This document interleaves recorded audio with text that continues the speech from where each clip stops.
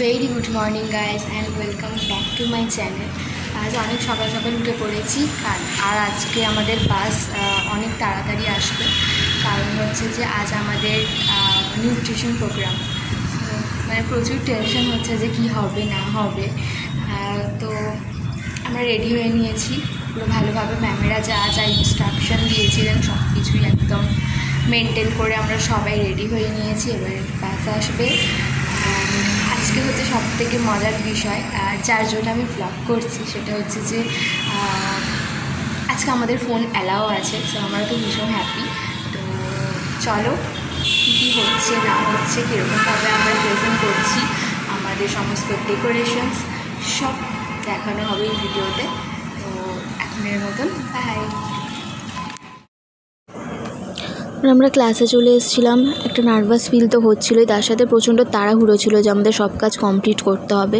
আর এটা হচ্ছে last and final decoration, তখন আমাদের তাড়াহুড়ো করে হচ্ছিলো। তারপর তো নিউট্রিশন প্রোগ্রাম প্রায় শেষের দিকে চলে এসেছিলো, পুরো ঘেমে চান হয়ে গেছিলাম আমরা। তারপরে তো আমরা একটু টাইম পেয়েছি যে আমাদের সমস্ত ডেকোরেশন দেখাচ্ছি।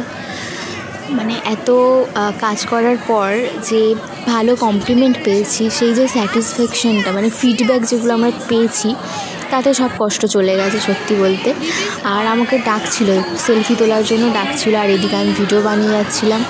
এটা আমাদের গ্রুপ বি, আগে ছিল সি ডি, আর এটা হচ্ছে গ্রুপ এ। আর সত্যি বলতে টোটালি ভালোই হয়েছিল, কেননা ম্যামেরা বলছিলেন যে খাওয়া দাওয়ার দিক থেকে মানে সব কিছুর দিক থেকে ভালো হয়েছিল। তারপরে তো হোস্টেলে চলে এলাম, প্রচণ্ড টায়ার্ড।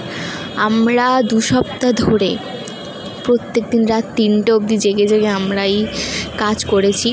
যাই হোক, মানে আমরা এত হ্যাপি এটা দেখে যে মানে সব কিছুই ভালো হয়েছে। মানে ম্যামেরা বলছিলেন যে সব কিছুই একদম ভালোভাবে কমপ্লিট হয়েছে।